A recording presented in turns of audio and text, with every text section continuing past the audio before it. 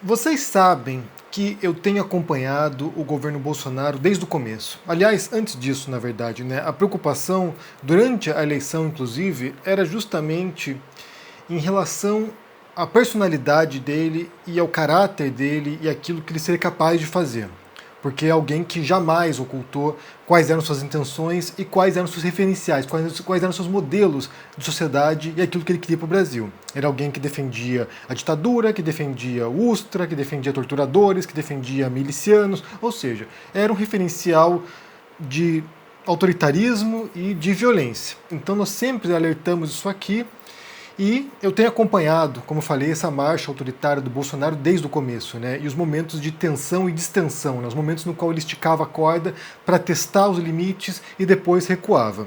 E nenhum momento até agora me pareceu tão grave quanto esse.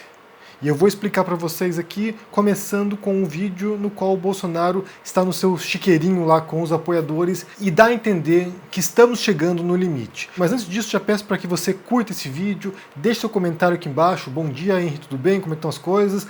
E também, se você não for inscrito no canal, se inscrever aqui para a gente poder chegar na meta de 700 mil inscritos até o fim desse ano. Então vamos ver o que o Bolsonaro disse ontem e como isso demonstra o estágio crítico que a gente está chegando. Então assistam. Outra, estão me processando por isso.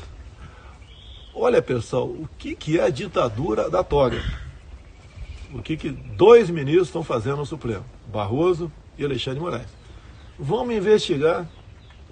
Será que vão dar uma sentença, fazer uma busca e apreensão na Alvorada? Como fazem com o povo comum aí? Será que vão fazer isso? Eu vou mandar quem aqui? A PF ou as Forças Armadas? Baseado no quê? Bem, como vocês podem ver aqui, o Bolsonaro está zombando da reação das instituições que a gente viu nos últimos dias, né? O TSE transformando o Bolsonaro no investigado agora, o Supremo adicionando o Bolsonaro no inquérito das fake news. Então, há algumas reações, além da CPI da Covid também, né, que está investigando atos e omissões do governo federal, incluindo do próprio Bolsonaro, durante a pandemia. Então, há alguns procedimentos acontecendo para tentar conter o Bolsonaro e, ao mesmo tempo, como eu falei, desde o começo do mandato dele, tem sido essa tensão e distensão. Ele vai e força as instituições, ele vai lá e força nas tintas, e ele tenta encontrar saídas, né? Saídas para poder avançar em seu caminho rumo ao controle autoritário do Brasil. Ele tem feito isso. Só que geralmente ele recua. E agora ele está se sentindo fortalecido o suficiente para poder avançar sem medo de recuar. E daí estava programada uma reunião entre os chefes dos poderes, né? São três poderes, como vocês sabem: executivo, que é o Bolsonaro, o legislativo, que são os presidentes das duas câmaras, né? A Câmara dos Deputados e o Senado, e o Supremo. Então, os chefes desses poderes iam se encontrar, e daí o ministro do Supremo, o Luiz Fux, decidiu cancelar o encontro, e isso é uma clara demonstração de que certos limites foram ultrapassados. Então, isso demonstra, né, e eu vou pôr aqui no final desse vídeo a fala do ministro Fux para que vocês ouçam ele falando, porque há de fato uma preocupação concreta de que o Bolsonaro está sim tentando dar um golpe. Quando você ouve a frase dele aqui, né, zombando dessas medidas de contenção agora da marcha autoritária do Bolsonaro, fica claro em que ele se respalda. Porque ele fala assim, né? Quem vai vir aqui no Palácio da Alvorada fazer uma busca e apreensão? A Polícia Federal? As Forças Armadas? E aqui ele deixa claro, como eu falei, que ele confia que a Polícia Federal ou as Forças Armadas estão do lado dele e que não farão nada para retirá-lo do poder caso ele venha a ser julgado e condenado a ser preso ou a ser removido do cargo por impeachment. Ele sabe ou ele acha que essas forças estão do lado dele. Se de fato estão, são outros 500, mas nesse momento seria fundamental que a Direção-Geral da Polícia Federal ou os próprios policiais federais, né, os agentes da Polícia Federal, se manifestassem repudiando essa fala do Bolsonaro e indicando que a Polícia Federal é um órgão e vai continuar sendo um órgão de Estado e não de Bolsonaro, não do governo. Porque quando o ministro Ernesto Araújo, o chanceler, né, o ministro de Relações Exteriores, tentou transformar o Itamaraty num órgão olavista, Muitos diplomatas, mesmo anonimamente, né, porque eles sabiam que se fossem publicamente seriam retaliados, muitos diplomatas escreveram uma carta aberta, mandaram para o jornal indicando que o Itamaraty vai sobreviver ao Ernesto Araújo, que o Itamaraty não compactua com as piores práticas trazidas pelo Ernesto Araújo e pelo olavismo. Então, é importante que a Polícia Federal se manifeste, mesmo anonimamente, que os agentes emitam um comunicado público dizendo que a Polícia Federal vai continuar no seu trabalho institucional de força do Estado, que não vai compactuar com o golpismo do Bolsonaro, e que as Forças Armadas também façam isso, que as Forças Armadas se manifestem, mesmo anonimamente, generais se manifestem dizendo: nós somos uma força de Estado, não vamos compactuar com o Bolsonaro nessa marcha rumo a uma ruptura institucional. Porque se eles não fizerem isso, aí sim a gente pode se preocupar e começar a acreditar que de fato o Bolsonaro tem os trunfos na manga e que ele tem apoio sim de quem tem arma. Ontem eu fiz um vídeo aqui que assustou algumas pessoas, mas eu não tenho como, sabe, tapar o sol com a peneira, não tenho como fingir que eu não vejo o que estou vendo. Porque eu falei ontem que quem tem arma é quem manda.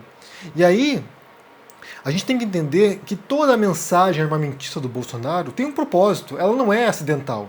Quando ele quer que os brasileiros, entre aspas, se armem, ele está falando do quê? Dos meus apoiadores, dos milicianos que me apoiam, das forças policiais que me apoiam. Ele quer que os seus apoiadores se armem. Porque, por exemplo, eu que sou oposição ao Bolsonaro, eu não tenho a menor intenção de me armar. Eu não tenho a menor intenção de comprar um revólver. Não tenho intenção, não tenho vontade, não tenho, sabe, nenhuma disposição a fazer isso.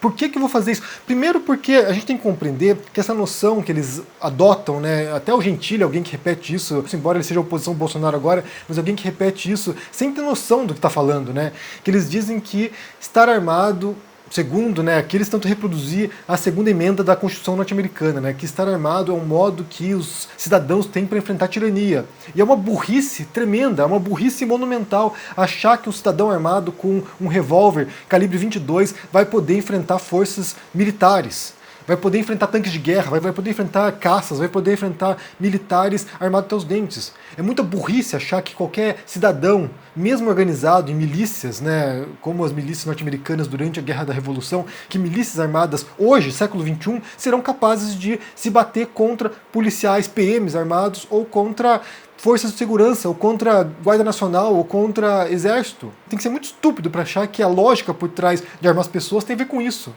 Porque você armado mal consegue se proteger de um bandido se vier te roubar. Como foi o caso do Bolsonaro, né? O Bolsonaro na moto dele lá, ele com uma Glock, uma pistola Glock, vem os assaltantes e levam tudo dele. Levam a arma, levam moto, levam tudo. Então, é um argumento fajuto para ocultar algo muito maior atrás, que é justamente esse espírito de pôr arma na população, nesse caso, arma na mão dos bolsonaristas, para que caso haja uma ruptura, você tenha cidadãos armados, bolsonaristas, dispostos a matar comunistas, entre aspas, que é todo mundo que se opõe ao Bolsonaro. E é a linguagem da violência. É a linguagem que ele usa para manter as bases inflamadas, a linguagem da violência, do ódio, da exclusão, de nós versus eles, desse espírito grupal. É como ele age, é como ele procede, é a retórica dele o tempo todo, né? O discurso dele é um discurso de violência e quando usa a arma, né, com esse discurso armamentista, também tem a ver com isso, que se for necessário, usaremos a força das armas contra nossos opositores. Então isso fica implícito, na verdade, né? Implícito e quase explícito, mas quase escancarado, né? Porque a ideia por trás disso é essa. Então, quando ele vai e fala assim, quem vai vir fazer uma busca e apreensão no Palácio Alvorada, a Polícia Federal, as Forças Armadas, ele dá a entender que a cúpula desses grupos, pelo menos, né, a cúpula dessas instituições, estão com ele. E que ninguém vai ousar removê-lo do cargo. Então, nesse ponto, como eu disse, me parece o ponto mais crítico que eu enxergo nessa disputa entre Bolsonaro e instituições.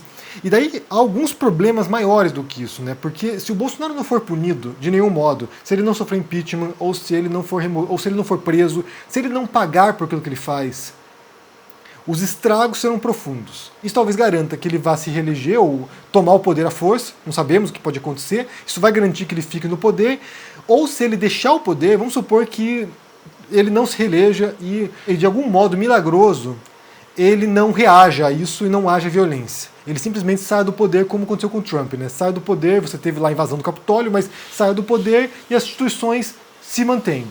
O que ele fez, o que ele está fazendo, está corroendo, está destruindo a credibilidade das instituições. Ele está desmantelando as instituições. Não há, como eu falei, a menor possibilidade de ter um impeachment legítimo depois do Bolsonaro, se ele não for impeachmentado. Se o Bolsonaro não for removido por um impeachment, não haverá argumentos para nenhum outro presidente depois. Porque o cara comete genocídio. Ele está matando os brasileiros durante a pandemia. Matou brasileiros. Centenas de milhares. Ele é alguém que o tempo todo antagoniza as instituições. Ele é alguém que viola o tempo todo o decoro do cargo, né, a liturgia do cargo presidencial. Ele é alguém que o tempo todo está cometendo crimes que poderiam ser passíveis de impeachment. Se ele não sofrer impeachment, ninguém mais merece sofrer impeachment. Então ele está destruindo a instituição do impeachment, desse recurso que é para remover um presidente que comete crimes.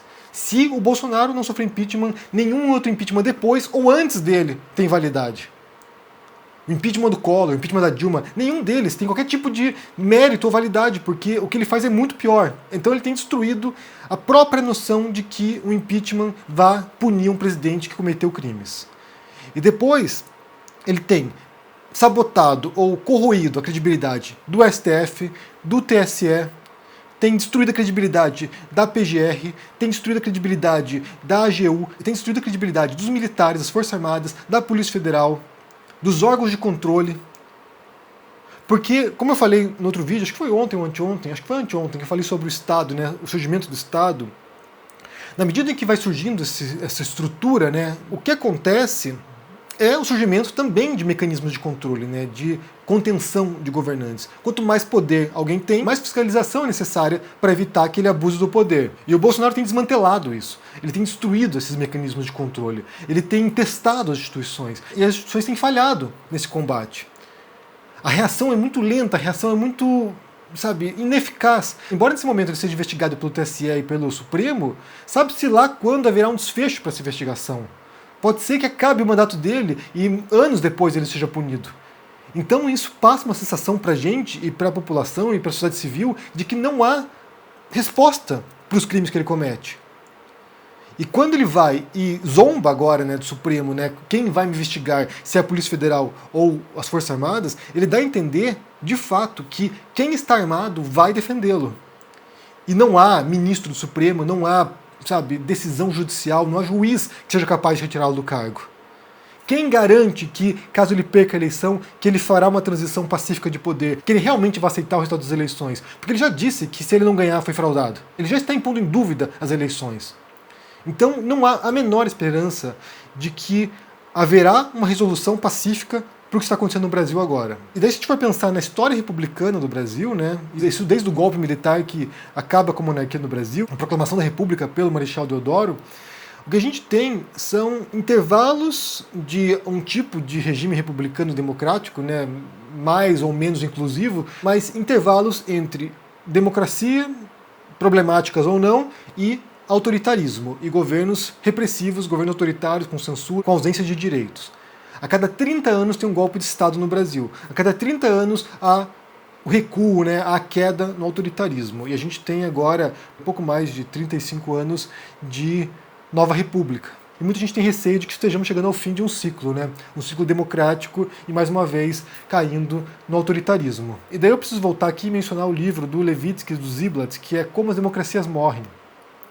Porque esse livro é interessante em alguns aspectos. Inclusive, tem que abrir um parênteses aqui para falar sobre esse livro, porque algumas pessoas criticam esse livro dizendo que é uma propaganda liberal do imperialismo norte-americano, né? E que a gente não pode levar em consideração esse livro. E daí eu entendo que quem está fechado, né, numa bolha dogmática, quem reza de acordo com uma cartilha, é incapaz de ler textos ou autores dos quais discordam e encontrar algum tipo de mérito, encontrar algum tipo de qualidade daquele texto, né? Porque a tese central do Levitsky e do Ziblatt não é que a democracia norte-americana é a melhor do mundo. A tese deles é de que, atualmente, as democracias morrem de dentro para fora. Essa é a tese do Levitsky e do Ziblatt.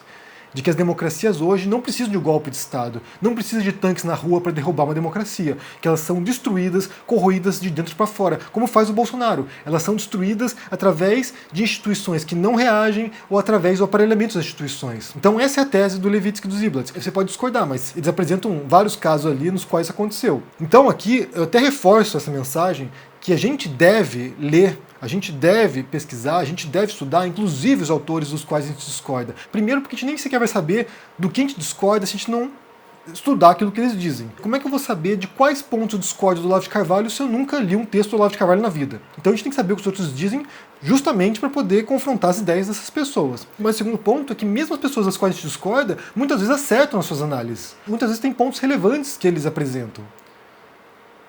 Vou citar aqui um exemplo. Tem um cientista político, um jurista nazista, né, o Carl Schmitt, que é um grande autor, e ele tem sido resgatado nos últimos tempos, é um autor conservador, mas que questiona as democracias liberais e que tem pontos que são estudados hoje. Ou, por exemplo, a gente pode ler o Mein Kampf, do Hitler, escrito por Hitler, e encontrar não pontos de qualidade ali dentro, não pontos, sabe, que a gente acha que tem algum tipo de mérito, mas encontrar elementos que iluminem o processo histórico que atravessou a Alemanha durante a ascensão do nazismo.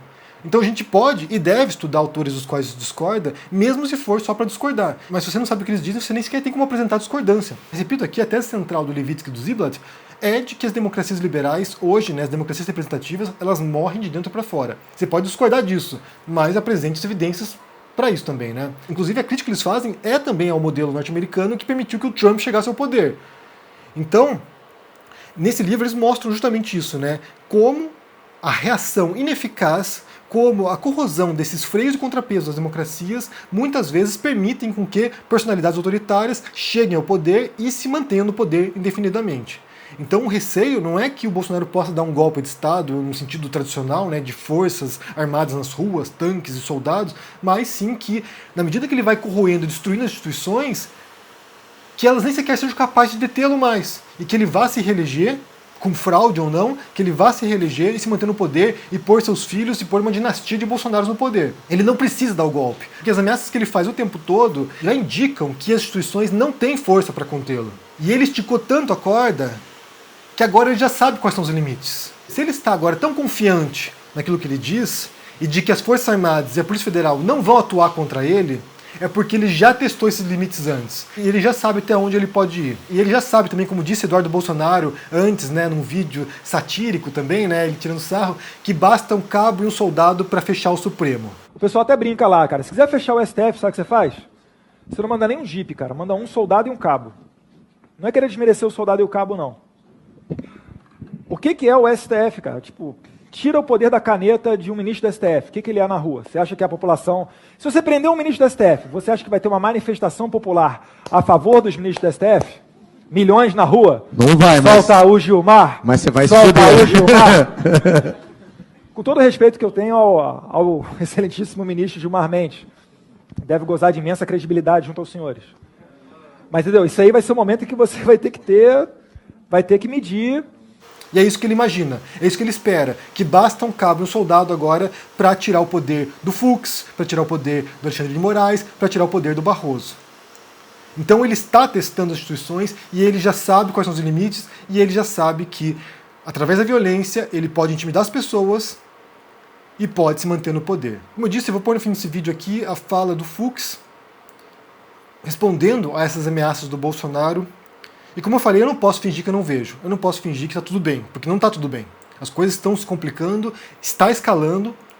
Talvez o Bolsonaro recue depois, como ele sempre faz, mas o negócio complicou bastante essa semana e eu sinto que ele está muito confiante naqueles que carregam armas no Brasil, que estão do lado dele.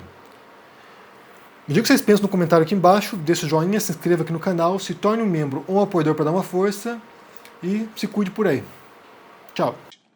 Contudo, como tem noticiado a imprensa brasileira nos últimos dias, o presidente da República tem reiterado ofensas e ataques de inverdades a integrantes desta corte, em especial os ministros Luiz Roberto Barroso e Alexandre de Moraes, sendo certo que quando se atinge um dos integrantes, se atinge a corte por inteiro.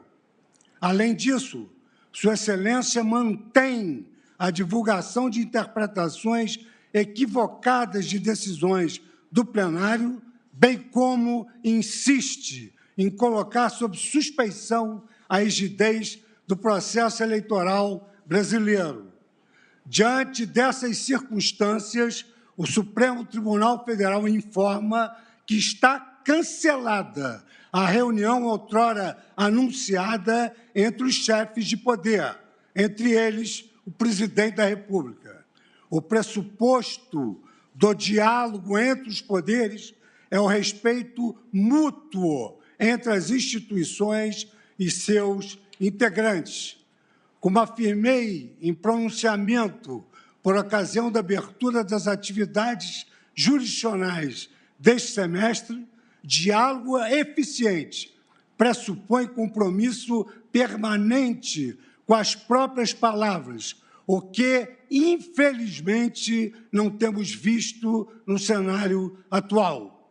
O Supremo Tribunal Federal, de forma coesa, segue ao lado da população brasileira em defesa do Estado democrático de direito e das instituições republicanas e se manterá firme em sua missão de julgar com independência e imparcialidade, sempre observando as leis e a Constituição.